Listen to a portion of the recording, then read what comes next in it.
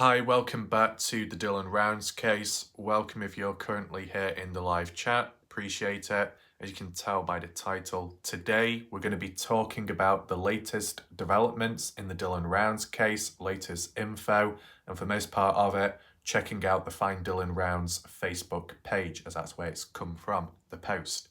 We're going to take a look at them, try and understand what it's on about, if there's anything in the comment section too, and yeah.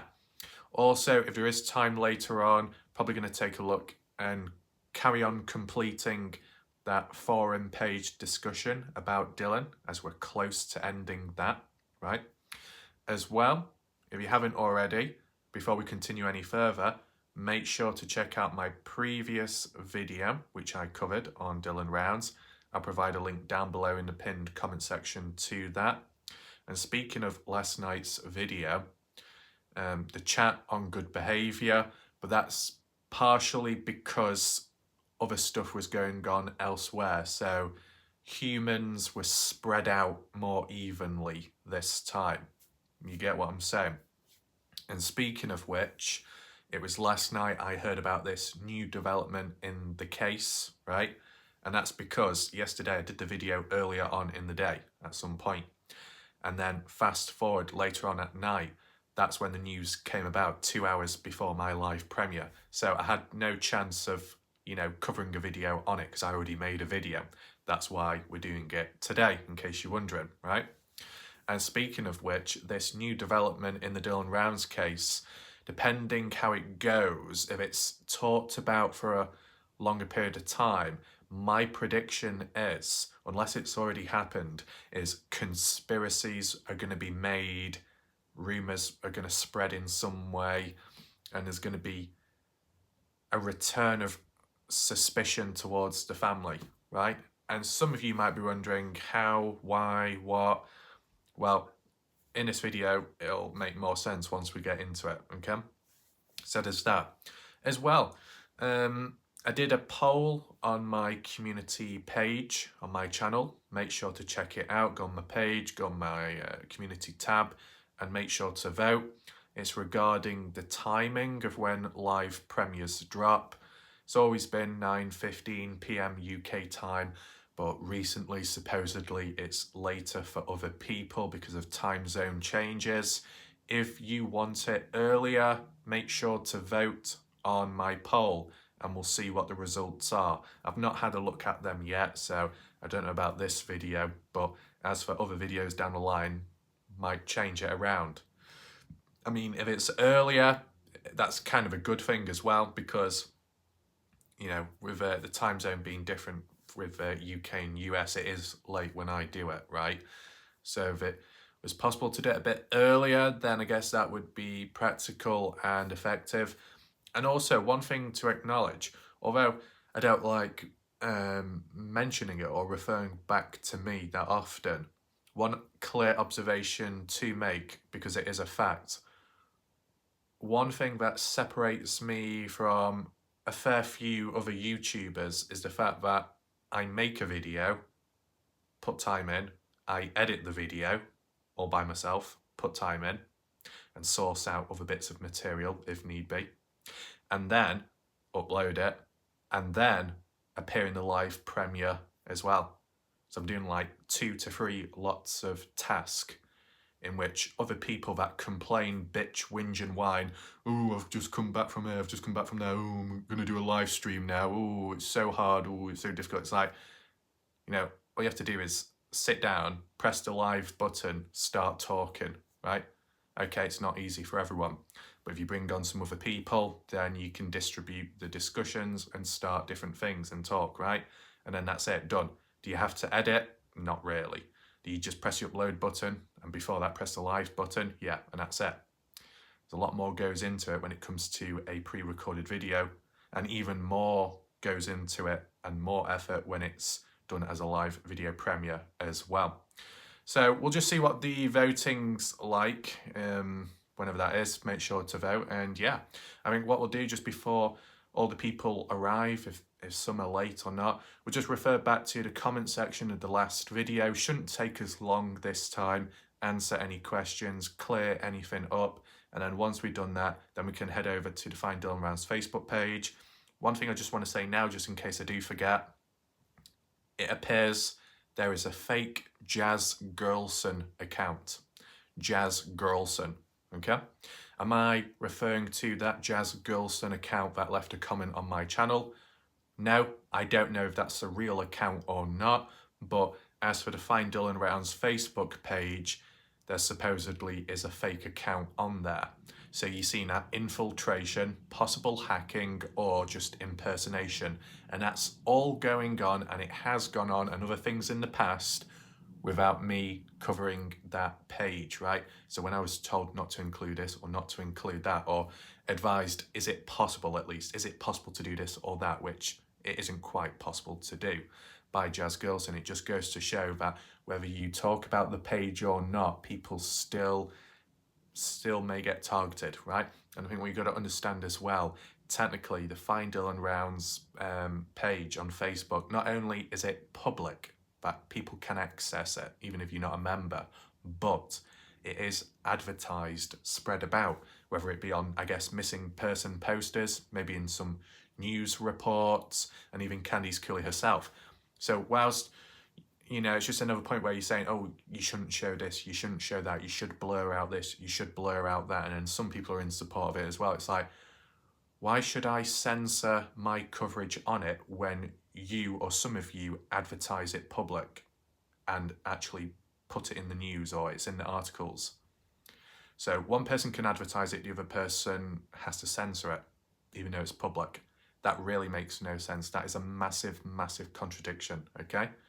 I'm just pointing it out as an observation, that is all, okay? So hopefully you understand that. Just wanted to mention that now in case I forget.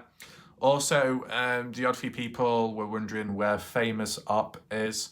Famous Op is still active on YouTube. If you go on her channel, she is still uploading gameplay clips. But when I did ask her briefly, how are things, she said she's ill once again, kind of like last time. So I guess the same virus once again. So not being able to do much, and I guess, you know, not able to interact to the same degree. Maybe watching in the background, I'm not sure. But that should clear up some people's answers. Maybe down the line, once Famous Up recovers or something, she might return back to these live video premieres. Is there anyone else in between that's gone quiet? Ashley, don't know where she is. She didn't respond back to my question, so maybe she's ill as well, or just moved on to other cases. I don't know. You know, it's strange when you get these sudden inactivities of people, but you know, it happens. It is what it is. There you go. So yeah, let's move on to the comments now and begin this video. Okay, so we'll just set to the newest and begin reading. Cleo, why are your videos later now? Yeah, and then because of the time zone change from the looks of it. Translate to British lingo. Bingo. Okay. Got Wes there, shout out to Wes. Dio says, in my opinion, Brenna only went to Dylan's farm for the truck. Brenna's truck couldn't travel too far, and there is a 6 hours since Dylan's phone last pinged. That kid could be anywhere. Okay.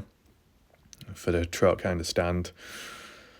The bit where you say Brenna's truck couldn't travel too far, you're saying that that's why Brenna had to rely on Dylan's, so it could reach a further distance. So you're under the possible idea that Dylan could be further away than expected. Okay. I mean, I saw some comment somewhere where it was on one of my videos. I think it was in the live chat, and the odd person was saying about Brenna's truck overheats or it's got a faulty engine, so can't be that reliable. I remember Candice Cooley in the past saying Brenna did get pickups from people, not pickup trucks, but he was picked up, given free rides out and about. And I believe it was Bivins also gave Brenna free rides around to places when Brenna was injured. So, you know, in a way, at times it seems as if Brenna was looked after or cared for, even when supposedly Kurt Wadsworth took Brenna in back in the past when Brenna's original trailer burnt down in Montello. So it just goes to show that if that's all true, With Brenner and his past actions, and recent too, if you want to include Dylan, he's done a lot of bad stuff, Brenner, and yet people have still helped him out, looked out for him. Interesting, isn't it? Did Brenner ever give back to those that helped him? I don't think so. Anyway, Miss Fravel, I think she might have popped up in one of the live chats recently, but I don't know if that was because of drama or there was a bit of tension. I don't know if it was Miss Fravel versus Ty Corbin or something like that. I can't remember, but let's just read it anyway. Miss Fravel says the answer to the question of who washed Dylan's truck is helpful because I don't think Brenner was all very concerned about being big help to Dylan at all, except for what he could use of Dylan's. I think Brenner was in a hurry. He was in shock over the barbecue invite he had to be there specifically. Now, did Brenner get invited on the day or a day before? Was it a sudden arrangement? Does anyone know? My question is, it's now known when Dylan's last breath may have been. So how long was it from that time until his mother actually was there? Like 2 days a week, because it looked like Dylan's truck was still drying in the photo I saw. Also, I think Kurt could have used Brenner's truck to be seen on camera as stated. If so, Kurt could also know of Adam. So, from what I know of, at least, to answer one of your first questions, it was the 30th of May when Candice Cooley, the family, went down to check in on Dylan because they didn't hear anything from him. Candice Cooley said she reached out to all the different family members and no one heard from Dylan any response, so they were concerned, and that's why they went down on the 30th of May. Okay? Next point. Drying photo. I think Kurt could have used Brenner's truck to be seen on camera. Why would he want to be seen on camera? As an alibi? It stated, could also know of Aiden. Right, I don't really understand that. Yes, all tanks have a manhole type entry, and yes, Dylan looks to have a lot of equipment, but he would need a super tractor for that ground first of all. Though the backhoe would have pulled the planter or harvester machines, in my opinion. Also, if Dylan kept his truck nice, why not his camper? There probably was no water to the camper and no plumbing. Maybe solar for me, coffee and radio. I think Brenner was making it look like he was looking for the money because he knew what to do with the body. He was not sure if his horse and need to guard his property lines was good enough alibi. In any regards, no one cleaned that camper in a long time. True, it looks like it's not been cleaned in a long time, of course, but there is like the odd area in the camper which looked a bit cleaner than others. I think it was near the cooker or something, the white stuff on the side. That looked quite clean, because normally, if you got the colour white, whether it be an object, clothing, that's what shows up dirt the most, because two contrasting colours, right? And yeah, it just seemed a little bit cleaner compared to the countertops, which was very thick with dust or dirt and stuff like that. Is it because, how did all that dust and dirt collect in the trailer? Was the window left open? Was the door left open? Does anyone know? Like, you look at the grain shed, there's dirt all in there, and you saw the table at the back on the right-hand side in the corner that was covered thick with dust and dirt. But that makes sense because there's no doors on that grain shed on the property. There's no doors on the shed. So anything can blow in. So it'd make me believe that Dylan's trailer was left open or a window. Does anyone agree? And why would that be the case? Why would you leave it open? Doesn't seem practical, does it? As for Dylan's truck being a bit cleaner compared to the trailer, maybe there's just more care. Dylan cares more about his pickup truck than his trailer. Because Dylan doesn't rely on living in that trailer because he moves about. And because he's moving about, such as to custom farming or visiting family or simply going down to Montello, he requires a vehicle. So most of that effort, care, and attention goes into the vehicle, maintaining it to a degree, cleaning it to an extent, right? That's what, in a way, helps him make money when it comes to traveling about, right? As for a trailer, yeah, that is important, but, depending if you're stopping in other accommodation or staying at someone else's trailer, then, you got other options, right? So, yeah. What was the response? Brenner, in his alcoholic IQ, thought that his horse and guarding his property lines from Dylan, obviously, was all the alibi he needed after the barbecue. Right, okay. Patsy saying, how did Warlight Ref find the Dylan Rounds case? What interested you? I hope you continue to find cases to speculate on. You have a good mind. So I can answer Patsy's question right now. So I was covering the Kenny Veach case up to a certain point in 2022. I just briefly asked out, what cases should I cover? The odd person said Daniel Robinson. The odd person said this or that. And I was like, it didn't quite catch me in terms of how I cover or the material that's available in a way. But then a couple of people said Dylan Rounds. And then when I did like a final poll, I put Dylan Rounds in and then maybe some other names. And the majority wanted Dylan Rounds. So it made sense to do that. You get what I'm saying? And as well, because you move on to different cases, you move into different communities, right? And because I was also going from mystery to true crime / mystery, it's a different community, different set of people, different attitudes, opinions, the lot. So it was like jumping in at the deep end, and a couple of people did follow along, originals on the channel, or at least from the Kenny Veach case, so that's good of them, right? And it just started from there. Because of the way Dylan Round's case is, because it's in like the desert terrain, and there's like hiking spots and people going out searching, and you got the possibility of caves and mountains. That's what kind of linked in with the Kenny Veach case, because that was all about looking at caves, mountains, and mine shafts as to where Kenny could be at. So you could cross that over with Dylan Rounds.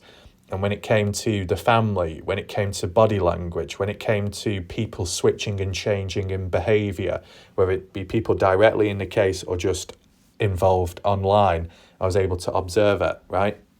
I was able to make all those predictions that I got right because of experience with the Kenny Veach case and how that played out, both with the case itself and the people and the drama involved in the community part. So it just all fit in quite well, right? And maybe the same could happen with Aidan Clune. Aidan Clune seems like more of a niche case, but of course it deserves or equals the same amount of coverage as and awareness as other cases. But if you're limited to material, you can only do so much with it, right? And to be moving about so abruptly, that doesn't work for me. And just to give you a brief example, when I did cover Aidan Clune for the first time, because I was also still tied up in the Dylan Rounds case, I ended up calling Dylan Aidan and Aidan Dylan. It was a tongue twister, and that's what happens when you're caught in conflict of two cases at once. So, it's best just to settle down with one and focus on that one at a time. Okay. But yeah, hopefully that answers the question. And, sure, it's all about moving from different cases, looking at a variety so it doesn't get too boring, I guess. But if a singular case is very deep and interesting, you can kind of get away with it and also still keep the case alive. And then the other main factor is when you do transition onto another one, it's practical and it makes sense to cover one, not only one that you find interesting, but the people that watch your videos. Because if you just do a 360-degree turn and do something completely different, then it kind of just dies and flops, and people don't really watch. And if your main focus is to try and keep a case alive or spread awareness on a case in the first place, you've got to try and make sure that people are willing to watch it, right? Because like, if you moved on to like an unknown case and no one's interested in it, whilst it could appear as, oh, well, that's good of you to cover this and to take this in mind and keep it alive and spread awareness. It's like, yeah, your mind might be in a good place, but the actual physical output is a waste of time because people aren't bothering watching. So,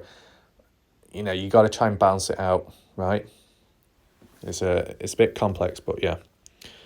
Anything else? Patsy saying, is there any chance the video of Brenner cleaning the gun could have been taken to frame him as the lone killer?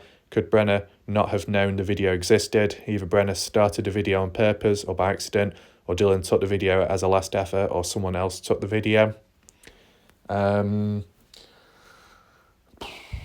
know. Could be. What's this? Could Brenner have possibly not known about the video? Sure. Anything is possible. Brenner could have ditched the phone in the pond thinking it would destroy anything stored on the phone. Yeah, that's what I was thinking personally. Why frame Brenner as the lone killer though? If there was an accessory to the murder, why would Brenner admit to the crime but omit involvement by others? Brenner is facing the death penalty, so why protect someone else if he's facing his own death? If it was a frame job, then there probably would have been 2 missing persons listed in this case during the time of the video Brenner was armed. I mean, yeah, it's a fair point by Demon Tech 06. Like, because of the situation Brenner's in right now, he hasn't really got much to lose, of course. You know, he's facing the death penalty and it's edging closer towards that. He might as well drag other people down with him, right? It makes sense. And if he was worried about anyone coming after him, well, it wouldn't really matter because he's still facing the death penalty himself, so that doesn't matter. And 2, because of where he's at, in Weber County Jail, and probably maybe prison at some point, or death row, whichever one it is called, you know, they're not going to be able to get to him, right?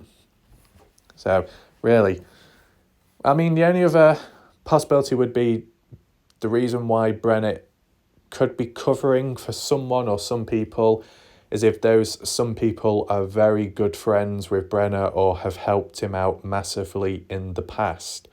You know, like how we were talking about that earlier in this video. If there was a level of loyalty, a level of understanding, and Brenner's like, you know, you've done a lot for me, I appreciate it, I'm going to take the rap, and, you know, you just keep your head down. Is that even possible?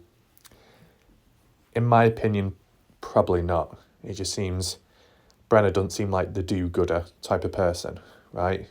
He's been described as cold, he's been described as this and that, and if he's reoffended in the past, which he has done, history repeating itself, he hasn't really learnt much, right? So I don't think, personally, that he's covering for anyone at this point, the way it looks, right? But you rewind a couple of months ago, you could have assumed it, and it would have been understandable as to why, but obviously the way things have gone about in this case and the evidence finally presented, it does reinforce counterpoints. You get what I'm saying? Don't take. Okay, let's see what this guy says.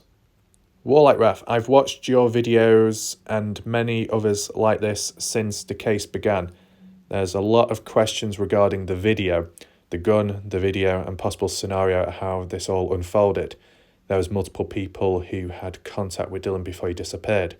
Everyone that was ruled out as a suspect except Brenner. No one should have been ruled out until the investigation was completed and Dylan was found. Mr. Venstra, Chase Venstra, was reportedly seen at a truck stop around 90 minutes away. You're talking about the Flying J in Snowville. Flying J, Snowville. And that was at 7:01 a.m. in the morning. Asking for Dylan's whereabouts. At this time, Mr. Venstra was named as a possible suspect. Wait, is that true? I've heard in the past, just like vaguely, that people referencing Venstra, saying he, after Dylan gave him a free ride, a few days later, Venstra was asking for directions to Dylan's farm. And yet, the way it's worded here by this guy is that Venstra was at Snowville and asking people there about Dylan's farm and the directions to it on the 28th of May 2022 at 7:01 a.m. in the morning. Is that true? I'm not questioning the CCTV footage of Venstra's alibi. I'm questioning, did Chase Venstra ask people in the area about Dylan's farm, the directions to it on that day specifically? Because I've never heard it before. I've heard it vaguely, but not associated to the 28th on that day. So can anyone clear that up? Or more so, can anyone reinforce? Does anyone agree with this point made here? Just out of interest, because if that was the case, it just seems a little bit coincidental, right? Like, previous, when we found out about Venstra and his alibi, oh, he's further afar. Some people still questioning it, maybe in between throughout some time in the day, he could have gone down to the place, but you could be thinking, no, like, why would he need to go down there if he doesn't know where the farm is or something like that?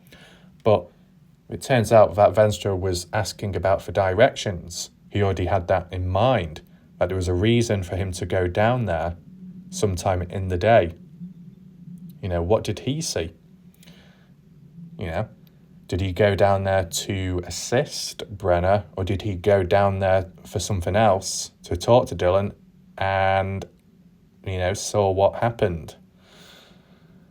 If anyone can clear it up, that'd be appreciated, right? Because, you know, it's kind of making me think back to all those different scenarios and theories I came up with in my past videos. Yeah, this is interesting, and if it is true, I might have to return back to some kind of map analysis, right? Yeah. It's surprising what some of these like comments or points can do when it makes you think. Anyway, let's see. Did Brenner call up Venstra asking if he knew where Dylan was, or vice versa? Phone records should have revealed that if they were pulled. The morning of Dylan's disappearance, multiple phone pings were recorded within the cell network, showing movement of Dylan's phone. Dylan called his grandmother and said he had to go to the grain shed and put his truck in the shed to protect the seed. Yep, before the rain. Dylan then went to the grain shed and 30 minutes later was never seen again. Why was Don Hately ruled out as a suspect? What was the circumstances that warranted that decision? Don Hately was the first person Brenner had contact with immediately after the alleged disappearance and murder of Dylan. True. Brenner surrendered a firearm to Don Hately. I think it was about 3 to 4 firearms for safekeeping. And sometime thereafter, Don Hately then turns over those firearms to the FBI, knowing Brenner was not supposed to have any weapons. Was the .22 rifle that was surrendered to the FBI the same weapon that was cleaned in the video? Good point. Was it the actual gun that was used to kill Dylan?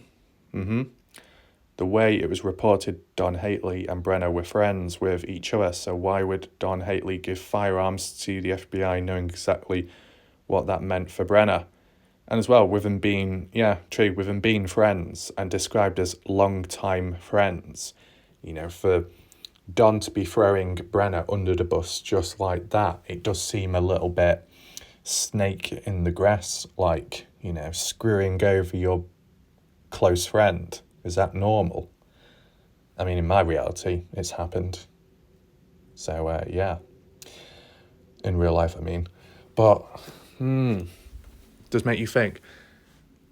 The only way I see it is if Don isn't involved in Dylan's disappearance or murder, Don did what he did once he heard about Dylan going missing because he instantly assumed that Brenner was responsible, and because Don himself was in possession of Brenner's firearms, he doesn't want to get pulled into this crime himself.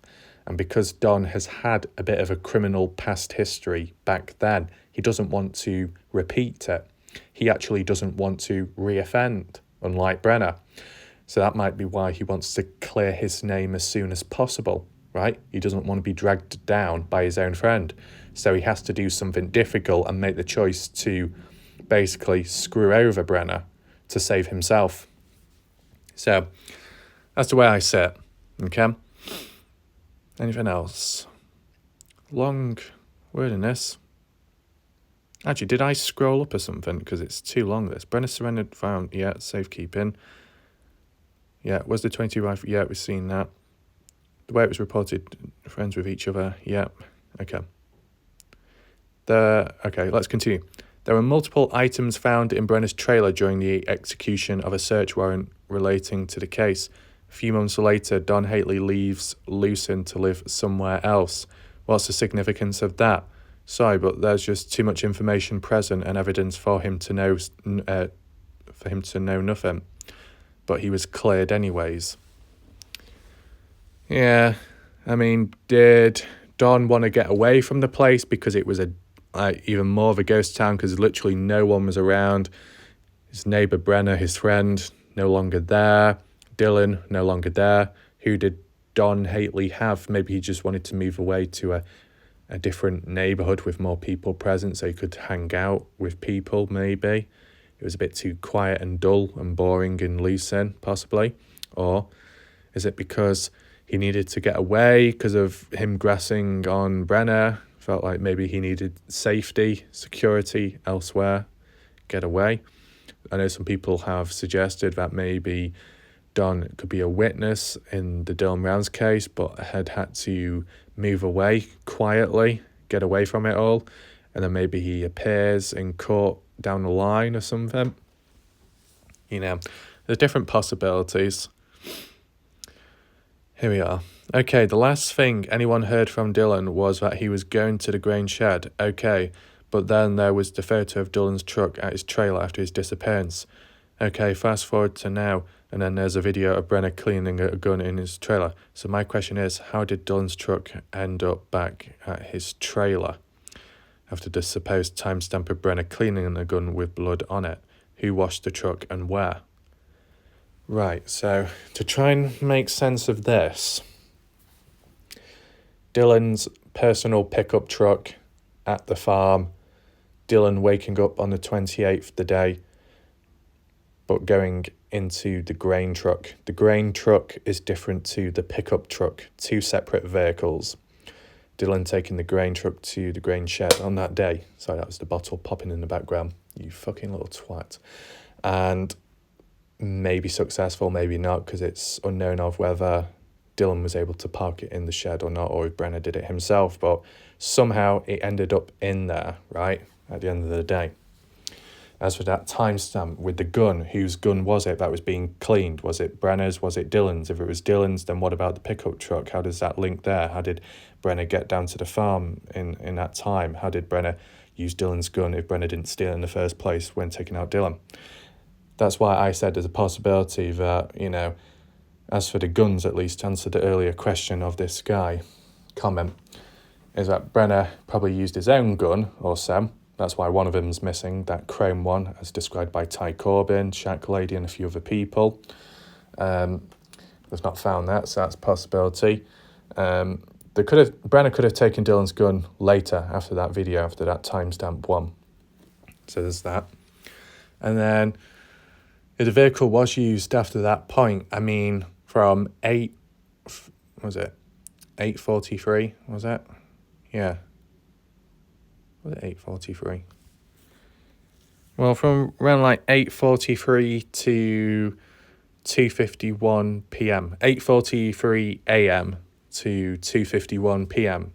A few hours, right? A few hours to do things, to get on with disposing Dylan, and enough time to return back to the farm if need be, to return Dylan's truck. So that's the way I say it. Hopefully that answered the question. It's kind of a long way of describing it and answering. Anyway, who washed the truck and where? Who was driving the truck? Why washed the truck? Was there something on it that shouldn't be there? I guess such as evidence. If it was Brenner driving the truck, then how did he get back to his trailer? Well, if Brenner, after 7:27 a.m., went down to Dylan's farm in Brenner's own truck, as you described, the truck doesn't go that far because, I guess, of the condition it's in. Getting down to Dylan's farm, getting out of his own truck, getting into Dylan's truck, driving up to the grain shed, picking up Dylan possibly, driving elsewhere to then dispose of Dylan, maybe.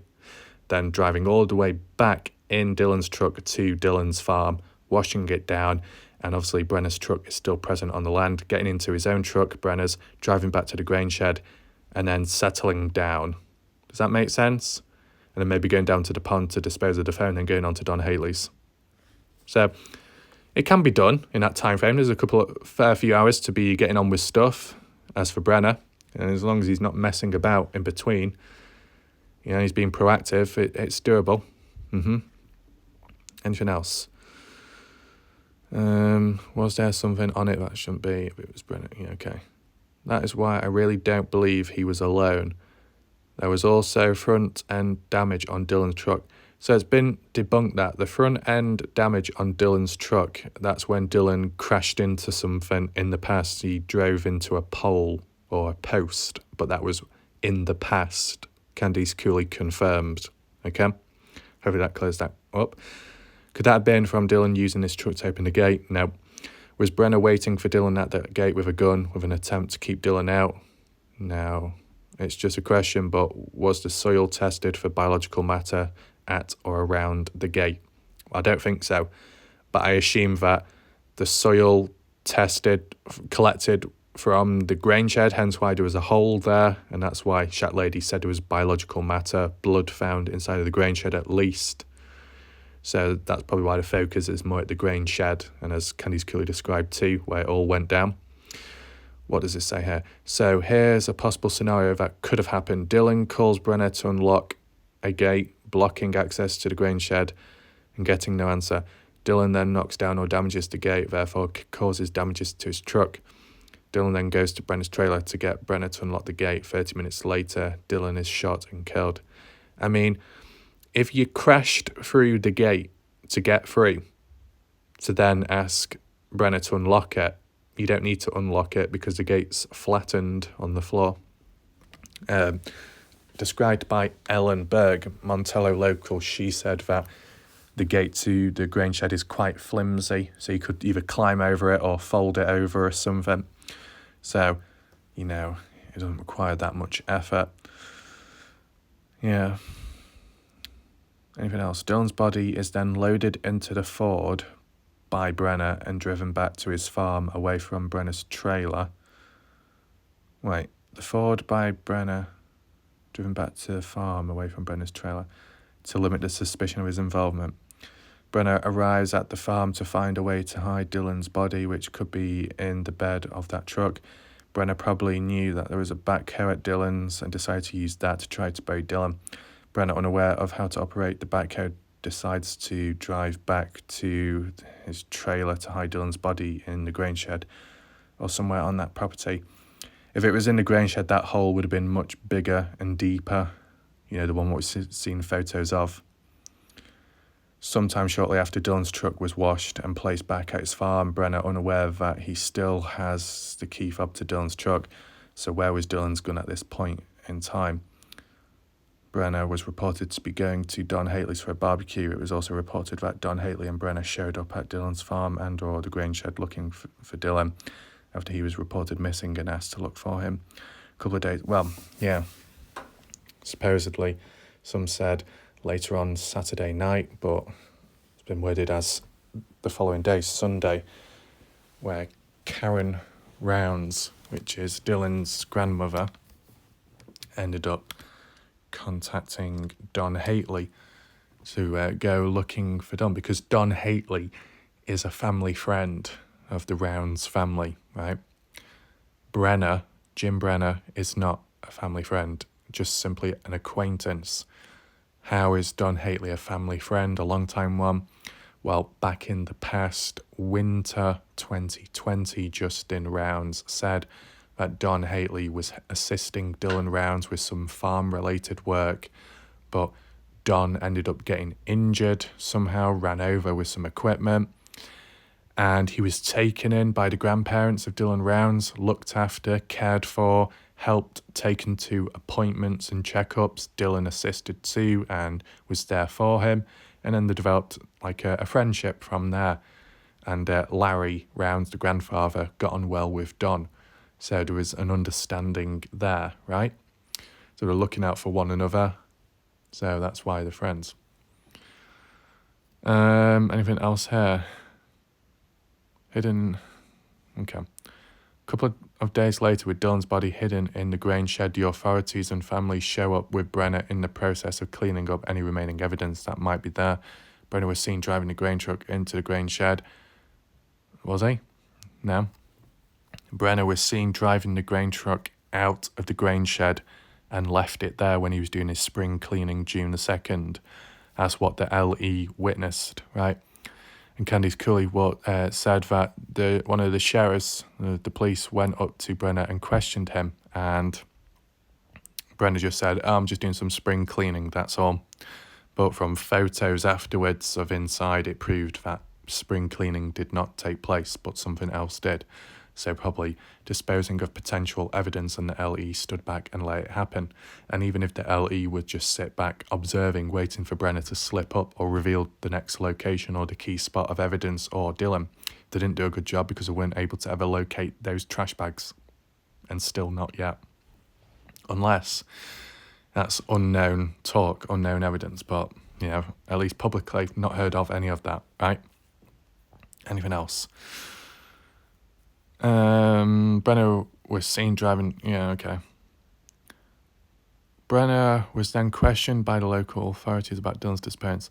Everyone that was on scene was asked to leave by Brenner because he was getting agitated and upset. Yep. Keep in mind that Brenner had an active felony warrant for his arrest at the time of his questioning, that for also 2021. He should have been arrested then, but he wasn't. Yeah, that's not great, is that? Okay, so everyone leaves the property, and then that gives Brenner time to dig up and relocate Dylan's remains. Desecration. Yeah. Brenner was probably getting agitated because of the very real possibility of Dylan being found at that time. Yeah, possibly.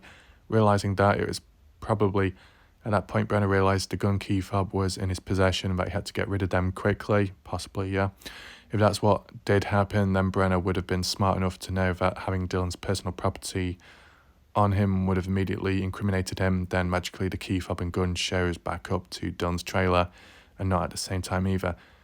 There's more that could be listed, but most should have a good understanding of where it's heading now. I mean, you got to take in mind that if this did happen, right, it would have had to have been in a short space of time, right? You think about it, I believe it was the 4th of June, around that time, where the gun and key fob started being returned back one day after another. And then just before that, you had the police being redirected to Montello with the family because of Kurt doing that call-in, hearing from psychics that supposedly Dylan is held hostage in Montello by Venstra and Aviles, which turned out to be a false lead, police time wastage, but it was a distraction and a decoy. Was it planned, that? I don't know. That's in question. You get what I'm saying? So if that's the case, and it happened early on in June, like literally right at the start, then you only had a certain amount of time, like a certain time frame, to return the gun and key fob. Brenner did. Now, any question I say is, when the police and family went down to Montello in the very early days of June because of Kurt and that hostage situation, does anyone know how long the police were around Montello for? A couple of days, a week? If there's any Montello locals in the chat, feel free to let me know how long were the police there for when Kurt called them or the parents about Dylan being held hostage. Because if it's only a couple of days, then Brenner's rushing against time. If it's longer than that, Brenner had more than enough time that the family were no longer there because Brenner previously said he didn't want anyone there. And also with the police presence being elsewhere, redirected, then I guess no one was at no one was at the grain shed property and the parcel of lands owned by the other people. So it gave time and space for Brenner to think, rethink things through, and possibly moved on. That's the way how I see it, okay? Anything else? If that's what did happen, then Brenner would have been smart enough to know that having Dylan's personal property on him, yeah. No, magically, yeah. There's more that could be listed, but most should have. Yeah, okay, anyway, we've read that. Brenner was a dangerous man, and Dylan's parents knew it. Well, from how it's been worded, Candice Cooley and Justin never knew that Brenner was a dangerous man. They didn't know about his past history. They had no clue. Justin said he didn't like the guy because his attitude and the way he was talking about Dylan. And Justin said he warned Dylan in the past about it, saying he's not your friend. And Dylan said to Justin that he laughed it off and said, oh, he's just a jackass. That's it. So you could argue Justin was a little bit more wary than Candice Cooley, but none of them were aware what Brenner was capable of. And would you be doing a background check history of people you meet in life or people you hear of that meet others? Not always the case. Unless you notice or detect something a little bit suspicious in someone, so then you do some background research and find stuff, maybe. But I don't think it ever really got to that point, because if Brenner was in proximity with the family, not as friends but acquaintances, and that in the past Dylan doing custom farming with Brenner by also stopping on Candice Cooley's property at some point, with them all being in close proximity, would have never have known anything of badness back then, because not much was said, or didn't seem to be any arguments or falling outs back then when they were all together. So snap moment, unpredictable, not expecting it, wouldn't be any need to do a background check unless you saw that snap in the early days. Then you might be a bit more wary. Okay. What else? The one thing that bothers me is why Dylan didn't realise that. What was the relationship that Dylan and Brenner had? Did they trust each other? Did they constantly argue with each other? I don't know. Dylan's grain shed was right next to Brenner's trailer. Without seeing all of the evidence collected so far, it's tough to know exactly what happened. I mean, as for the relationship, I don't think they were friends. I mean, if Dylan's referring to Brenner as a jackass, then it's probably petty arguments and disprovement or lack of understanding, the age difference. Brenner supposedly being jealous of Dylan, so there's a level of resentment there, maybe a little bit of a grudge in a way building slowly. There's that. Maybe Dylan wasn't too talkative towards Brenner, but maybe Dylan had less of an issue with Brenner compared to how Brenner had more of an issue with Dylan. That's where I sit. Anything else was right next to Brenner? Dylan's grain shed was right next to Brenner's trailer. Okay, so to clear that up, the grain shed was not owned by Dylan. Dylan did not own the grain shed. He wanted to buy it in the future, but at the time he did not own it, right? It was only his farm he owned, right? And bought 50-50 or so, paid so much with the grandfather, okay? It's been worded as Brenner squatting on the property of the grain shed, and it's also been worded by other people that Brenner was seen as a caretaker, and that was his role at the grain shed, to look after it and protect it. So, kind of differs, but Dylan did not own the grain shed, okay? What does it say next? Without seeing all of the evidence collected so far, it's tough to know exactly what happened. Well, all the evidence collected so far, Dylan's phone found in the pond, phone pings all over the place which reveal some kind of idea of what happened. The boots of Dylan with a bit of blood found on one of the boots with Brenner's prints on it as well. A shirt found, which is from that video recording, which is evidence itself of Brenner incriminating himself with the blood on him, which is of Dylan's DNA, which the police managed to get a hold of the shirt when they looked through his trailer or so and match up the DNA and link that. So there's a fair bit of evidence which obviously incriminates Brenner. And I understand that this person's comment may be, but did Brenner manage to do everything all by himself? Could at least one other person have helped in some way, maybe, to get about and to get on with things? It's like that. But at this moment in time, there seems to be a lot of evidence which just points to Brenner, right? Is there any possible evidence anywhere which has not been found yet, or has been but not released public, or even to the family, which could point at one other person. I mean, we've looked at news reports here and there where in recent time it did talk about more than one suspect, but that was outdated information and they were just reusing it from the past, which was months ago.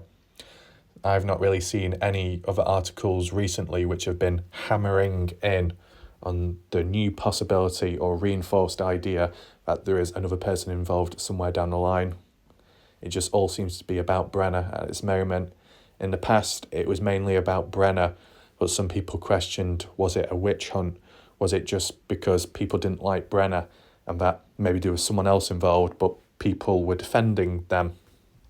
But it seems more official. Seems more focused with Brenner now. Let's go and read him. I think Bucks Elder County Sheriff's Office might have some explaining to do in the very near future, though.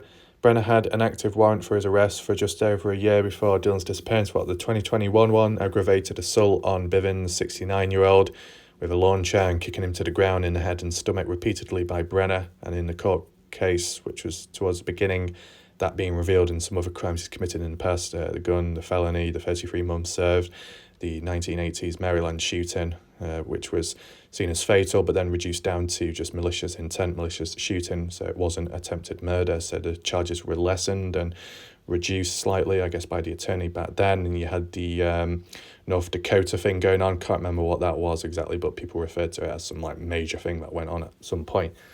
So there is all that, and it was also declared that Brenner was seen as a danger to society, or in the area where he resided from or once was. So they took that into mind, and we'll take it into mind down the line when all these cases go underway with Brenner. Okay. Anything else? If they had executed the warrant, Dylan would still be here.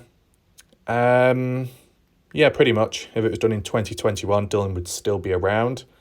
Don't mean to say that Dylan wouldn't have been taken out by someone else down the line. That's always a possibility, but if it was just Brenner involved in Dylan's disappearance, then yeah, Dylan would still be alive for sure. And even if that wasn't the case, if Brenner was arrested immediately post Dylan's disappearance, so on the 30th, if it was done that close together, there's a higher chance that desecration wouldn't have took place. Or should I just say, depending on how that umbrella term is used, let's just put that exact term to the side for now.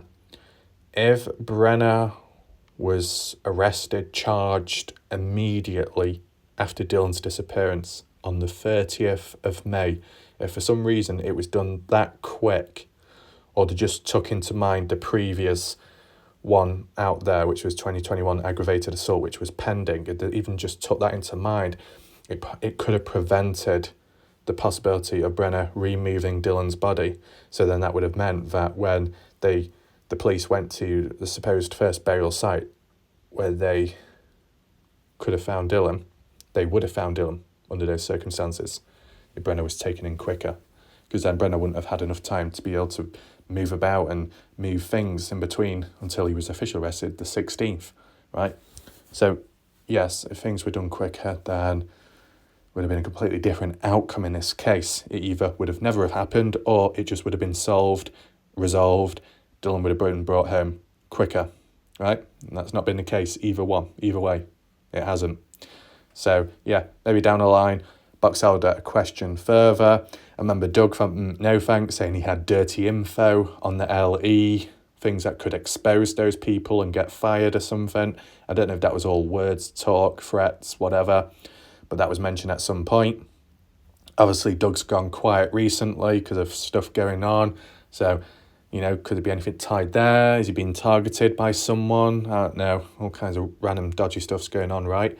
But I think in Dylan's legacy down the line, mid-March or mid-April, however it was described by Candice Cooley, one date or 1 month or the other, is that's when it goes underway and the focus begins on Dylan's legacy and, you know, spreading awareness on other cases, other people out there, reaching out to other families, also teaching and telling people, you know, what happened, what to do and what not to do, how to react and respond to when there is incompetence going on with a police department. So I guess that's when it shines in the light, but for the wrong reasons, by what the Ellie have done and how they've acted previous in the Dylan Brown's case. Okay. Anything else here? Questioning surrounding Dylan's disappearance. I'm still not arrested, but that's a question to be answered. The warrant was issued in the same county he was in, so they had to know where he was. So everything I pointed out is just an idea. So look, if you are just joining right now, or, you know, if you just comprehended that massive paragraph, okay, it was a big paragraph. It's almost on the level of the Shack Lady. So it's like, wow, it's good that this person left a comment, but it's also good that they cleared it up at the end by saying, everything I pointed out above is just an idea. So he's not saying it's 100% for definite. He's not saying it's completely a fact, but he's just giving his ideas, okay? So there's no need to show resistance to him. Though some of the points he did mention were somewhat true, or the actual outcome of something, right? And me adding in my own thoughts when reading it out, I was just doing it in the process of clearing up misinformation or confusion or answering questions he had. So hopefully that was all resolved, okay? Well, let's just finish this comment off, or however one describes it. I truly believe Brenner was not alone in this at all. No, the parents were not involved with Dylan's murder. If they were, then why would Brenner admit to killing Dylan and hiding his body, and seemingly dismiss the parents' involvement during that admission? It's unfortunate that Dylan had to lose his life, but it could have been prevented. Sorry for the long comment, but I just want to help keep people focused on plausible ideas of what could have happened. So, yeah. What's the name of this channel? God, it is a long comment, isn't it? You know, I said it was going to be quick, this, but I didn't think it was going to be that long, that comment. Demon Tech. So, Demon Tech, if you want, feel free to check some of my previous videos out, because I kind of, in a way, well, I didn't literally, because I didn't know of your comment at the time, because I didn't see you at the time, but what you have said in that comment, all those different ideas, is kind of what, like, I've incorporated into my past videos, mapping it out and also talking about it visually. So maybe that might tie in line with some of your ideas and opinions. So Demon Tech, make sure to check out my previous videos. It might clear up some questions you have, or it might add to your thoughts and ideas, okay? So make sure to do that. We've got Lindsay saying, thank you, you've had the best coverage of the Dylan Rounds case that I have followed thus far. You bring the facts and neutrality. So shout out to Lindsay Campbell. Now, the interesting thing with Lindsay Campbell is, you know, I think it shows up here. Does it? It doesn't quite. Is it there? Inspecting your hotel room. So I think it was something like she was a hotel inspector in the past. And I just thought it was ironic, because I'm sure she, like, showed up on this channel when I started doing the odd few videos of those motel hotel reviews, when we're looking at those, like, wacky random photos of inside motels. So, like, with having an actual, like, hotel inspector on the channel, I wonder what their thoughts are with some of the motels we've looked at. That was kind of funny, that.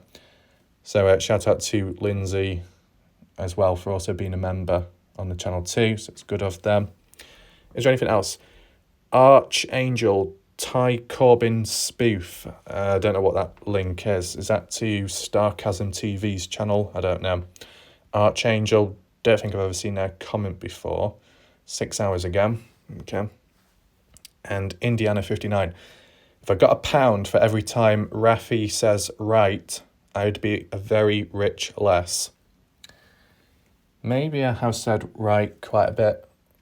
I normally use right when transitioning into a new scene in a video. Right, so that's that part for the comments done. Apologies, it took a bit longer than expected. I know sometimes it sounds like I'm rapping, other times it sounds like I'm just talking very slow. I either do one or the other, one extreme or the other. Talking in the middle, balance, no, not possible, just how it is. I remember in the past where people said, oh, you waffle on too much. Not like YouTube, but like just in real life or something, or back in school, whatever. Saying, oh, you talk too much. No, you write too much. You need to shorten it a bit. And then I did, and then they were saying, oh, it's too short, it's too vague. And it's like, fucking hell, you want me to do this? No, you don't want me to do that. Then you want me to do this, and you don't want me to do that. Like, fuck me. Like, what the hell's going on, right? But yeah, just wanted to clear that up. Welcome if you have just joined. We are going to transition on to the latest news on the Dylan Rounds case on the Find Dylan Rounds Facebook page, right? But yeah, I just wanted to cover that beforehand. Is there anything else to acknowledge? Not that I can think of. Let's head on over to the Find Dylan Rounds Facebook page right now. Right, so here we are on the Find Dylan Rounds Facebook page. Okay, we go down. And already we've got one recent from 10 hours ago by Justin Rounds, the real Justin Rounds, Dylan's father. Okay, I just read his caption. Now I know who got that old tractor stuck in reverse. I yelled at Colton for it and finally found out today it was Dylan. You'd be hard-pressed to find any two brothers who could break things down whilst having fun more than Dylan and Colton. Dylan was just better at hiding it, lol. At least they could and would fix what they broke. Colton was always good at keeping secrets for Dylan, even if he got in trouble for what Dylan did. And there's a smiley face. So that's all good. And there's like a little video. Can't quite show it in sight or clear view, but I assume that's Dylan Rounds on the tractor, like drifting, doing donuts backwards. And, it's just a positive post looking back at Dylan, I guess. That's what Justin has done. Like memories, looking back at photos, videos such as this, happy times. I mean, it does make me notice one thing, and maybe it's not necessary to analyze, but this is just based off my opinion, my observation only. So from how Justin Rounds has referred to this as a positive thing, a funny, better time in the past, looking back, okay? That's all. Though, my opinion on things is slightly different, and that's because of the way it's worded here. So just bear with me, okay? So where it says that Dylan was just better at hiding it, lol. At least they could and would fix stuff to broke. Colton was always good at keeping secrets for Dylan. Those two lines, it does make me think. Just based off, with Dylan, what he was getting up to, what he was doing, his time in Lucin or Montello, was the things Dylan experienced or saw or did which he never told his parents, right? If Dylan was supposedly better at hiding it. I know here it's worded as hiding things that may have been broken and then hiding it by fixing it up, patching it up.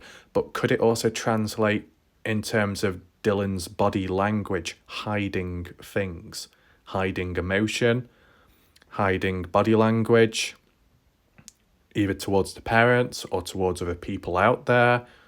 Was Dylan good at hiding secrets? Was Dylan good at hiding certain information or what he may have seen and then playing dumb afterwards? That type of stuff. Was Dylan good at hiding his patterns of behaviour, his routines? Because Candice Cooley seems to speak quite highly of what she knows of, knowing Dylan, how he would act, what he would get up to, what he would do. And that's coming from someone who wasn't in sight of Dylan as much as way back in the past when Dylan was younger. So how would Candice Cooley know? Maybe Dylan changed his routines up, some of them at least. You're not going to know what Dylan's up to or who he's around at the time. If Candice Cooley didn't even know who Brenna was, or at least what his background was like in the past, Candice Cooley had no clue. Then how did Candice Cooley know of Dylan and what he got to if Dylan didn't say everything that happened there, right? So there was that I inferred from this, partially. And then the bit about Colton, saying Colton was always good at keeping secrets for Dylan. So I guess that's the only other thing you could get down to is, well, no, cause it just doesn't seem practical, this, and it also probably seems like a witch hunt. What's the best way of wording this without it being meant in a negative way? Has Colton ever been interviewed? Or has Colton, if he's of the correct age to begin with, because I don't even know his age, okay, so we've got to take that in mind. Does Colton know anything about Dylan which the family don't know of? Did Dylan ever contact Colton to share something personal or to talk about something sensitive or, opening up to him? Or is that not the case? Let me know your thoughts, right? Because once again, what I do want to acknowledge and highlight is this post here is a simple memory looking back on Dylan's life in a positive way, right? But obviously, if you read in between the lines and you associate it with Dylan's disappearance or leading up to it, or even past experiences, encounters in Dylan's life whilst in Lucin, it does make you rethink and question, right? If Dylan's hiding this, keeping that a secret, that this other family member keeps Dylan's secrets, right? Do you understand what I mean? I am both acknowledging the fact that it's a simple post, but, if you read it as an outsider, you could infer quite a bit from it. Okay, so I just want to know your thoughts about it. We don't need to see the comments that much because it's just more so people giving their support, right? Matt Fuller says, Jazz Girlson, just out of curiosity, did you send a friend request? I just received a friend request from you with your image. Just asking. Better to be safe than sorry. Jazz Girlson says, no, I did not send a friend request. So supposedly this is the official Jazz Girlson account saying, nope, that wasn't me. So it seems as if there is a spy, there is an imposter fake account on the Find Dylan Rounds Facebook page. Who is it? Truly, don't know. But you can see things are going on, right? Whether you covered this page or people's comments or not, where you blur them out or not, whatever, people will always come to this page regardless, because it's public, but also because it's advertised by the people that run it, right? Anything else? Let's just check them out. Oh, shit. Let's just read this. Matt Fuller replies, Jazz Gilson, thanks, you may have been hacked then. Just letting you know. I know this lady who had... Okay. Right. Her and her husband fought for several months to gain their page back and even changed the password on several occasions because some idiot hacking their Facebook page, posting all gruesome stories. Okay, dark side of the internet, that type of situation. Jazz Girl said, that's awful. It's not actually me being hacked, it's cloned. A shady character just trying to be me. Yeah, like, if you hacked your actual account, then you're not in control of it. You could log in the next day, or you might not even be able to log in if the password has been changed, but if that wasn't and you logged in, you could receive messages from all kinds of people saying, hey, why did you say this? Why did you say that? And it's like, no, I didn't say any of that. And then they say, well, look, your account posted this message and that comment, but it wasn't genuinely by you. Someone got into it and then started messing about, right?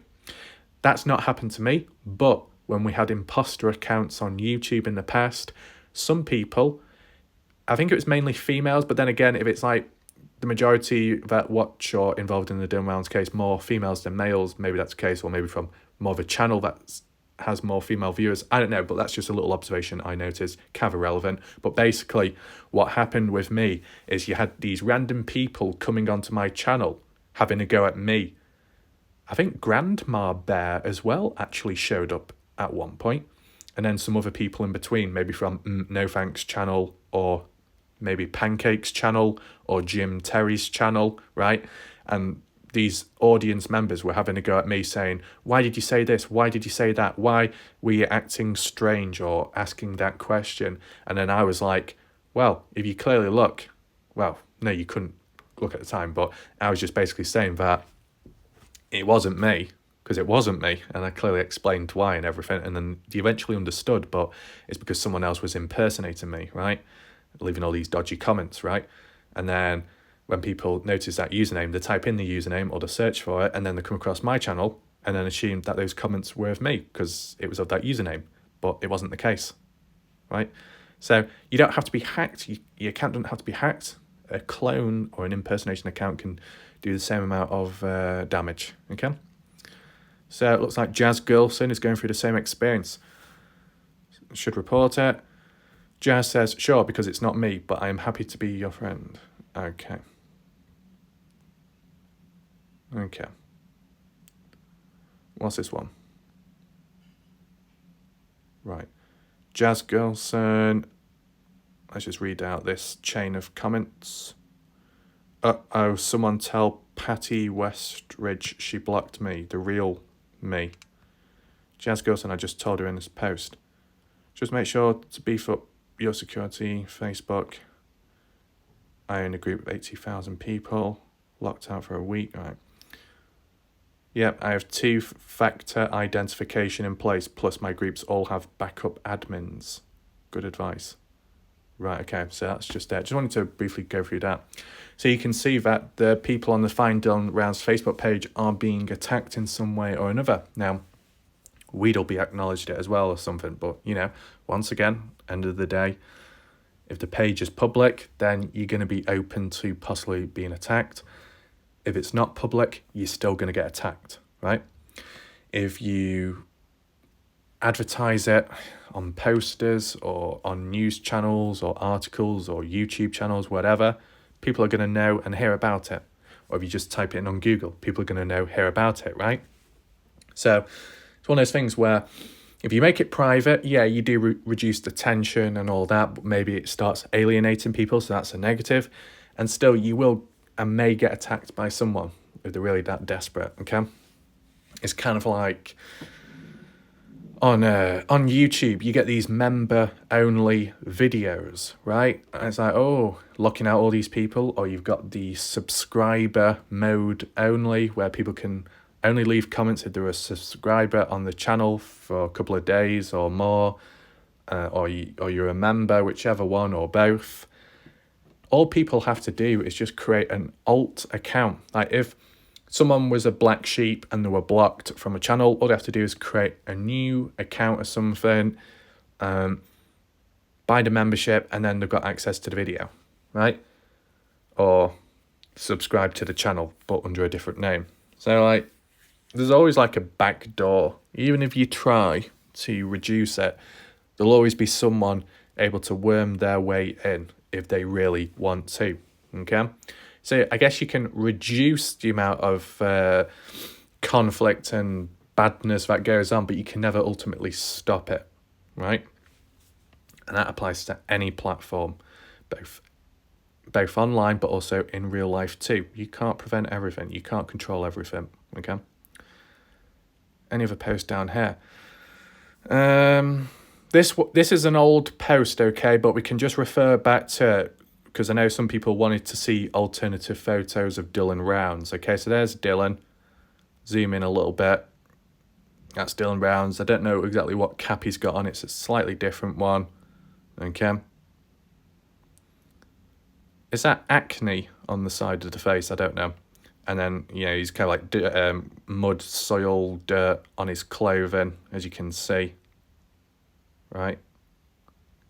Just washing up. Is this in Rigby, Idaho? I'm not quite sure. Could be. Right, but what we need to get to, here we go. We've got to the latest, main talking point of today's video, okay? By Jazz Girlson, posted 20 hours ago, saying, today we have an update to share, along with an updated flyer to circulate. The $200,000 reward is being withdrawn by the family as we move into the next phase. Withdrawn, right? How do you interpret withdrawn? Retracted, taken back, pulled away. So if someone was to find Dylan now, they will no longer get that reward money. Who receives that reward money? Do people get it back? Do people take it from someone else? That's the key thing. And I'm going to give you my thoughts, my opinions very shortly. So, of course, you may know your thing or have your ideas, I'm sure. But I'll share with you my opinion once we've finished reading this post, okay? Right. Dylan Rounds missing from farm. So I guess this is the new flyer. So you got a range of different photos of Dylan there. It says update 3rd, the 13th, 2023. So this is very, very recent, okay? It says, the family of Dylan Rounds is announcing the withdrawal of the $200,000 reward associated with the safe return of or information directly leading to the arrest and conviction of persons responsible for his disappearance. Now, why is that the case? Could we interpret it immediately? So the original condition was the safe return of or information directly leading to the arrest and conviction of person responsible for the disappearance, and most likely Dylan's remains as well. Well, Brenner has already been arrested, charged. He has not been convicted yet, and Dylan has not been found yet, the remains. So technically that reward money should still be up. You get what I'm saying? Certain conditions have not yet been met or found from at least what we know of. So that reward money should technically still stand in place, though that's no longer the case. Let's continue reading. With the recent charges filed in Utah, they believe they have the answers they need. If you have additional details or information to assist in this conviction, please reach out to Box Elder County Sheriff's Department. And there's a phone number. The recent charges filed in Utah, they believe they have the answers they need. So the family believe they have the answers now. But how? How do they have the answers? Well, yes, you can say it's a victory, it's a win that Brenner has finally been charged, although it should have been done in the past. It's done now, so that's good, almost like 50% complete in a way in this case. But having the answers of what happens next, I don't know of. Like, Brenner saying he would tell the location about where Dylan is at, though Candice Cooley and Justin rejected the offer which was put to them in regards to Brenner opening up. So that was rejected. Candice Cooley and Justin feel confident that they can find Dylan themselves, which is a little risky. So they think they have the answers, but do they really have the answers? Because they think they have the answers and what's gone on recently, it's influenced the family enough to believe that the reward money is no longer needed or necessary because they believe themselves can solve it themselves. Okay? Let's just carry on reading. The family plans to use specialised equipment to continue the search for Dylan until they are able to bring him home. Specialised equipment. Where does this specialised equipment come from? Do they already own it? Is that reward money of $200,000 being withdrawn so they can spend it on equipment? I don't know. Now, from what I at least know of is, as for the full spectral drone, right? You remember the full spectral drone, which was used previous by Diesel Brothers, and during that before the winter of 2022, the big push, the final push before winter time. They used the drone there and it was effective and efficient. Do they still have access to it? Maybe, I'm not quite sure. They'll have the volunteer groups, I guess, and the canine dogs. But what other specialised equipment? Stuff what they didn't have back then, but they do now. How did they get a hold of it? Did they have to pay for it? Was it donated? Have people volunteered? Or did they have to pay for it themselves, but they use this reward money and that's why it's been withdrawn? Now, if that really was the case, is it a problem? Kind of, but as I said, we'll get into it shortly. Anything else? Thank you to every member of the public who has reached out and supported the family from day one. Please continue to support them with your words of encouragement as the legal process moves forwards towards a conviction. So it's moving towards that, but I guess ultimately they still need to find Dylan's remains, right? Do we need to look at the comments? Don't know. No, we don't really need to. Okay, so I did manage to find it. Apologies about that. Had to change the mode or something. So Jazz Girlson, 20 hours ago, the most recent flyer. Have we seen this one before? What happened to Dylan Rounds, losing Utah? Age 20, height 5'10", weight 160 pounds. Eyes and hair marrones, brown. Justin for Dylan. You've got the QR code, which you've seen before, the calls, the emails, and it says, update, Dylan went missing from his farm in Lucerne, Utah on May 28, 2022. A suspect has been charged in his disappearance and the family continues the search to bring him home. There is no longer a reward offered relating to his disappearance. If you have information to assist in the conviction, please reach out. Okay. Now, I have seen this poster before, right? The background of it, the art style, we have looked at this. Whether it be in my past video, the all-in-one poster analysis, or one video after that, which was looking at a range of stuff which incorporated the latest poster, or one of them. Yes, I have seen this poster before, though it has been updated. I believe the reward money was somewhat at the top of the screen, or maybe it was in this area, the blank spot where it says Justice for Dylan. I think that might have been where it said $100,000 at the time in red text. Okay, so quite clear they've taken that away. As for the details, the age and height and weight, that remains, well, kind of remains the same. Maybe the age has changed, keeping it up to date compared to previous. Okay, I guess the other key thing is it doesn't say missing. It just says what happened to Dylan.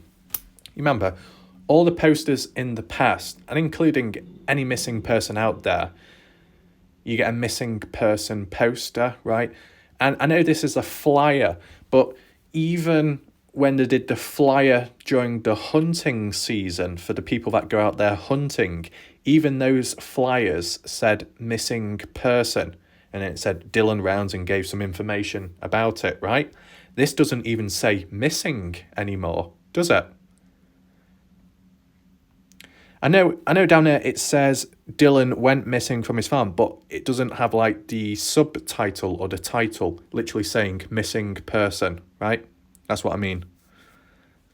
As for the weight, 160 pounds, probably more accurate here compared to that NamUs database report. Missing American Network, yeah, I think that's still the same. But yeah, it's just saying that if you have any information in which you can assist in the conviction of Brenner, feel free to call. Now, what information would someone have which would assist in a conviction? What information regarding where Dylan is at? Because really, isn't that the only and final piece of evidence you need in this jigsaw puzzle to fulfill and then to nail down a conviction, right? So why is it not worded as that? If you have any information of where Dylan is at, Dylan is missing.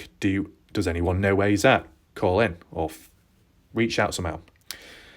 Interesting, very interesting. So after reading all of that, appreciate it if you've been patient enough to watch up to this moment, because I know earlier on we were looking at all the comments and stuff, but hopefully you are able to take it in with those Facebook posts.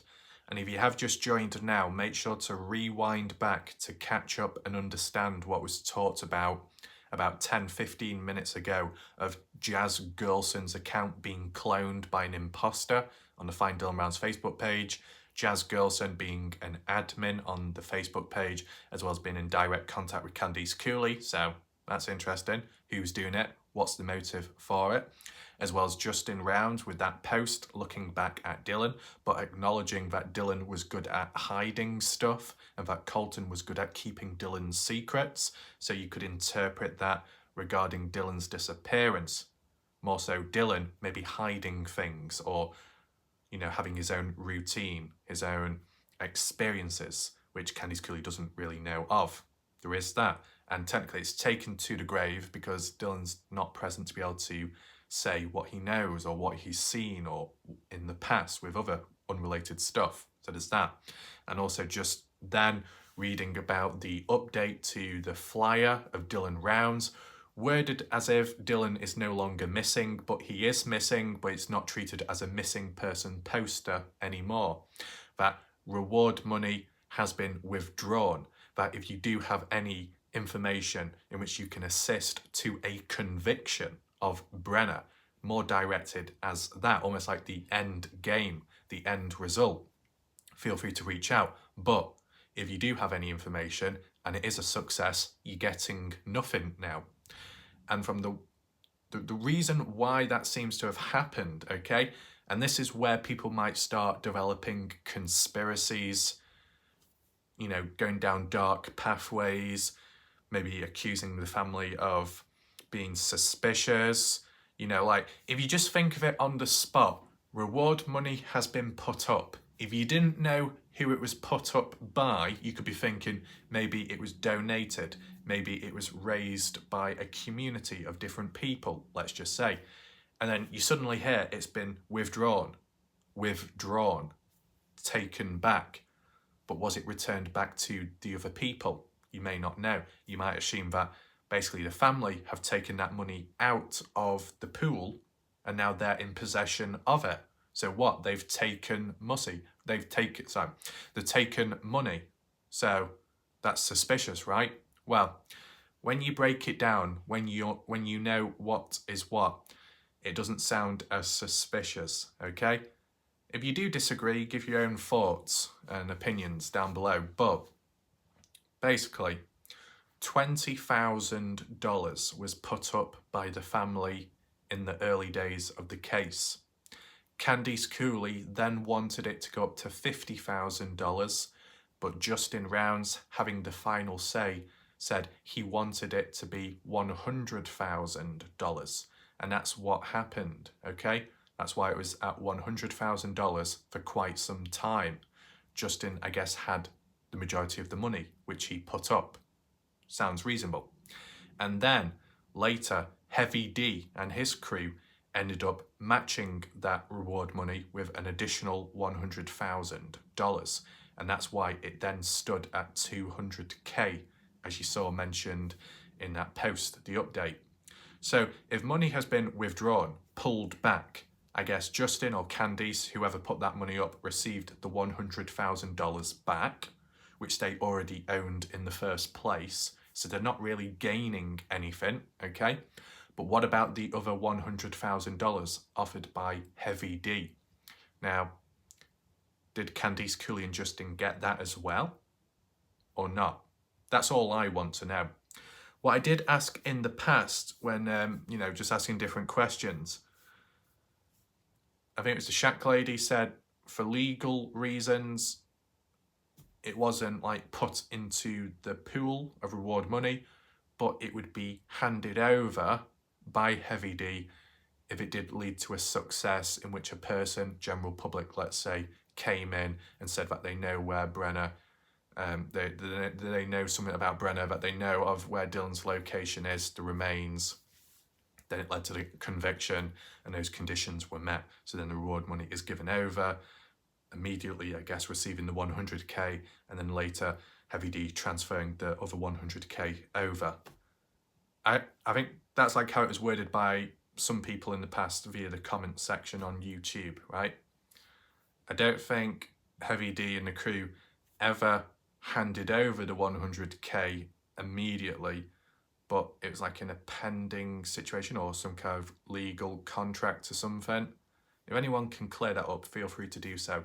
But if it was just on the basis of that 100K reward money originally put up by the family, And if they're getting it back, then they're not really benefiting, are they? Are they? The only time they would be benefiting if they also received that 100k by Heavy D. Then it's like, well, why are you taking 100k away when they offered it? It doesn't quite make sense, that. So I assume that Heavy D never gave that 100k over officially in the first place, but it was pending until someone came out with information. That's the way I see it, okay? Now, they could have used that original 100k the family put up to put into maybe buying equipment or this or that. But then I feel if that was the case, then why did they not do it earlier on? You know, that's another thing.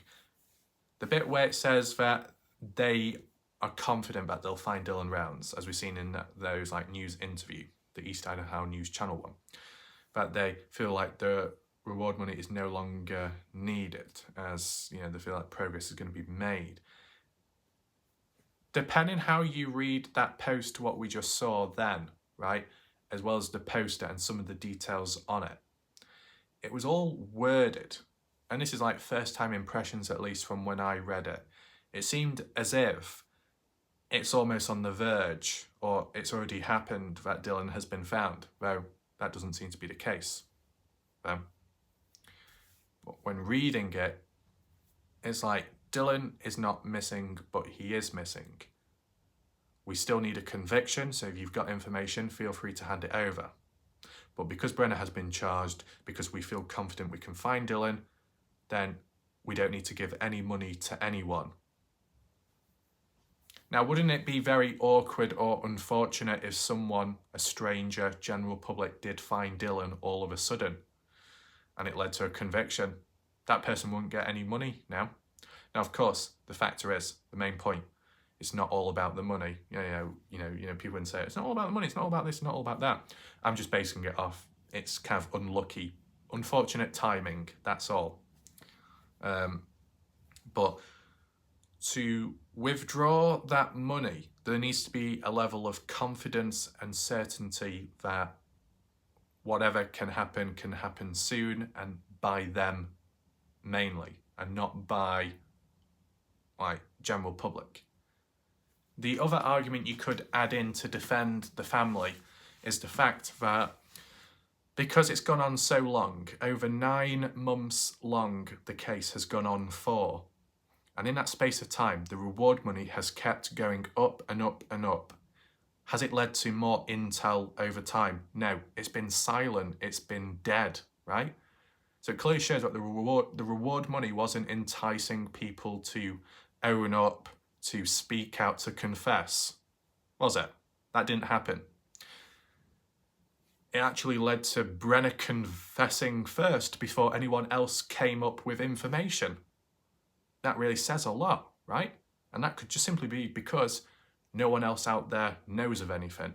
And if that's the case, then that reward money sitting there is a waste of time when it could be used for other things in life, providing it's the reward money part which was originally put up by the family in the first place. That's what I'm basing it off, okay? And if it's based off that, specifically how I worded, there's nothing dodgy about it. You could say there's a level of naivety that the family feel that they can find Dylan without Brenna's help. That it could be a high risk, high reward situation. That not only do you keep a hold of that money yourself, you don't have to give it out to anyone, but you also get that fulfillment that you are able to find Dylan yourselves without making a deal with the devil. There's all that. But the risk being, if it does go wrong and backfire, can you ask Brenna at a later point where Dylan's at, or is Brenna going to be awkward and say, well, you've rejected me the first time, we're not going to be making any more offers, or I'm not going to reveal anything to you. That would end badly, right? Any other risk being Brenna's health and age. If you want to find Dylan, got to do it soon. If you're going to rely on Brenna now, that's your best bet. If you're going to rely on him in the future or as a secondary option to get an answer from him, risky because he could pass away in between. You never know. Always a possibility, right? Like race against time. But family seem confident. I mean, All I'd want to know is, supposedly the first burial site found where the desecration took place and then moved elsewhere, wherever that is, which is unknown. At what time frame, at what point in the case did the police find that spot? A month ago or longer? If it's, let's say, towards the start of the case, but it was never talked about public for obvious reasons, well, is that confidence quite there? What I would say is, there's a higher chance and more confidence in being able to find and retrieve Dylan's remains if the first burial site that was found was just done recently. Some weeks ago, a month or two ago. No, not or two. A couple of weeks ago, or maybe a month ago. Though you could excuse it, okay? Like, my original idea in my head was, if Dylan's original burial site was found, but it was way back at the start, not literally at the start, but in the early days of the case. Not too early, because Brenna had to have time to dispose of Dylan, I guess, and then remove him. But in the early days, you get what I'm saying. If they found Dylan then, you could argue, well, 9 months on, or 8 months on, however you'd structure it, roughly 8 months on, they've not found anything else, so how can you be confident, aside from the Brenner being charged? You could be confident because Brenner said he would tell you where Dylan's at. That can increase confidence and hope, but they rejected that, so they're not confident with that. They're confident that themselves, the family, can find Dylan. Supposedly based off this original spot, the desecration concept being talked about recent.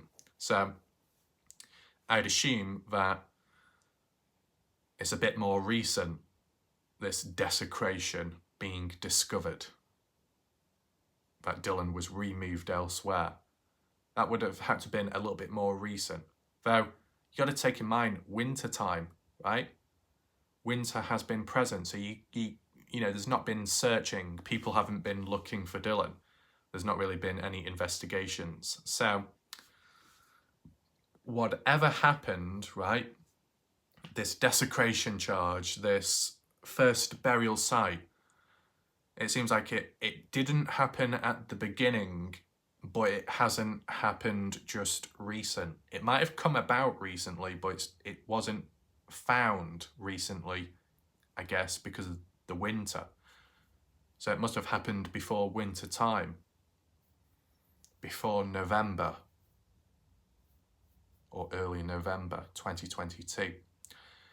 And the only reason why nothing's happened since, from, let's say, November or just before November of 2022 till now, is because it's been winter all this time and there's been obstacles and obstructions which have delayed everything. Would you agree with that?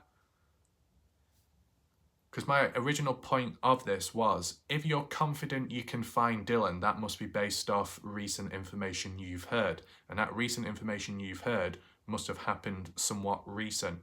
Though, in this case, this scenario doesn't seem to be. Though, it wasn't literally at the start of this whole missing person case, because if it was, then you could say you shouldn't be confident if it's taken that long from there till now to feel confident when not much was done in between. So it links more to the idea that in between, midway through this case, preferably before winter time, because you couldn't do much from then till now of winter coming in, transitioning over to from late 2022, end 2022 to early 2023. And still dragging on now. So it must have happened just before winter, which would have been before November 2022. And that's when what was done was found and executed. And then whenever it was actually openly talked about, I'm not quite sure. And then once the family were able to get the green thumbs up to be able to then talk about it public. And then as well for it to just recent time, a couple of weeks ago now, Brenner being charged, feels like it's all been sealed together, tied together, that confidence is merging as one, right? So if you found Dylan's first burial site, then you might be able to find the second one, the one. That's the way I say it. And provided it's not a massive gap in between that, then it could be somewhat doable. And really, the only obstacle that's holding them back at this moment is the weather, and that's all. Now, not that it will happen, but just imagine if Lance Kelly, I mean, Ty Corbyn, you could apply if they found Dylan. They wouldn't get any reward money, would they? Because it's been withdrawn. Could that lead to any arguments, falling outs, or drama? Don't know. It's worth highlighting, right? Because, you know, you can see it from both points of views. The people that withdraw the money, they feel confident that they can get the job done themselves now, that they lacked the confidence back then. No longer the case now. But you can see it from the side of the general public as well. Whoever it may be, I don't know, I've not really seen it or heard it, but there might be at least one person out there that feels disappointed or frustrated that the reward money has been taken away. Maybe they felt like they could find Dylan, and now that money's taken away, it's like, oh, that's annoying. More so, it'd be frustrated towards the people that if they found Dylan and they didn't get anything, that's like a, oh, shit. Has that ever happened before? I don't know what case. Roughly, I'm going to say, and if I'm wrong, feel free to correct me. From what was said previous, I remember whilst the reward money was still active and available in the Dylan Rounds case, at one point I said, because of the tension and disagreements between Lance Kelly and Candice Cooley, what would happen if Lance Kelly found Dylan Rounds' remains? Would Candice Cooley offer the reward money or not, based off the fact that she doesn't like Lance Kelly? And some people said yes, some people said no. And then the odd person added in saying, well, it's been known in the past that, such as the Kylie Rodney case or something, that reward money was offered by the mother, but then retracted afterwards. And it shouldn't have been done. Something like that.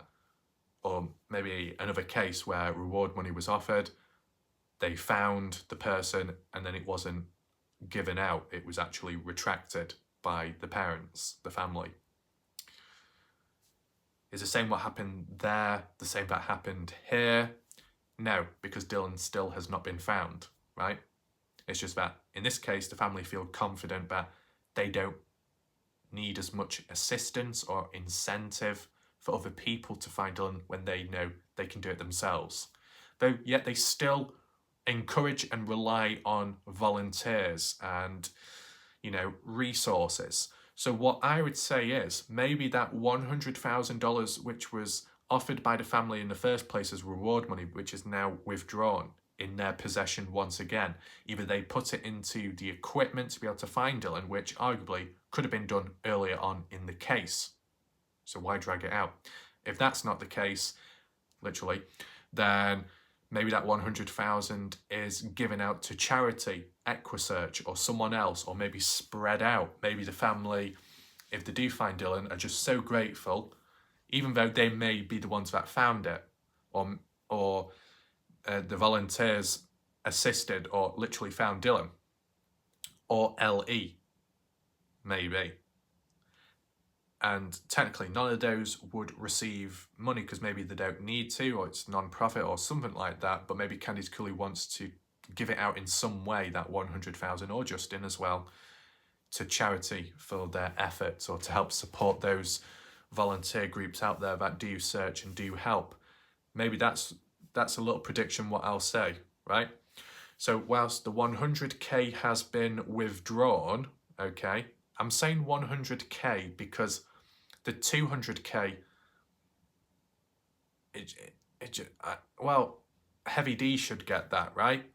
Heavy D should get it back, or is still in possession of it, because it was never officially put across until someone did find someone. So I'm just narrowing it down to the Rounds Cooley family, and that's all at this moment in time, okay?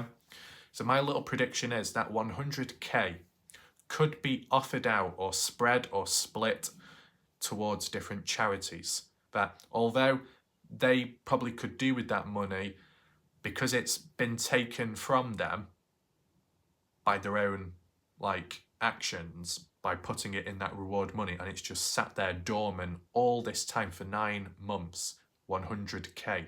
It's just sat about and it's not been used. But at this point, is it really needed? Probably not. But to show gratefulness towards people that have helped and here, we'll donate it to this charity, we'll donate it to that. That's my prediction, okay? Right? Now, if people have darker ideas, darker theories, feel free to share them down below, right? I do understand that when you read these articles or these updates regarding the Dylan Rounds case, and like from the original source on Facebook, and you see that 200,000 has been withdrawn, you associate that with getting it, the family getting it. But when you break it down, 100k of it was offered by the family in the first place. So no surprise there. It's just that extra 100k by Heavy D. I would just like to know, did Heavy D receive that back or not, you know? Or was it never offered in the first place officially and it was pending? That's the only question I have, because if the family literally withdrawn 200k, then they're basically profiting 100k, and then that could be seen as very suspicious. So I think that's where we'll end for today. I just wanted to do a focused video about this latest development in the case and explore all angles and point of views, so people don't just rush on in and then start creating a lot of conspiracies, because I know there'll be other channels out there that'll be all about the conspiracies, man. Yeah. Okay. I mean, could there be a dark reason behind this, or somehow, maybe, but it's not been reinforced yet. At least in my opinion, I'm just basically taking it all in mind, and that's it, and questioning as well. We'll see what happens next, of course. That's the main thing. Whether it be something good, something bad, something dodgy, suspicious, I don't know, but time will tell. If you do have any additional comments to make, whether it be this video, what's been talked about, anything additional, feel free to list it down below in the comment section, or if you've got any questions, make sure to list them down below and see if they can be answered, okay? So I think that's it for now. Hope you enjoyed the video. Hope you managed to understand it fairly clearly. You know, let me know your thoughts to what you think about it. Do you think it's a good idea, the money being withdrawn, or is it too soon? Is it too risky? You know? So we'll leave it there. Thanks for watching. Goodbye and good night for now.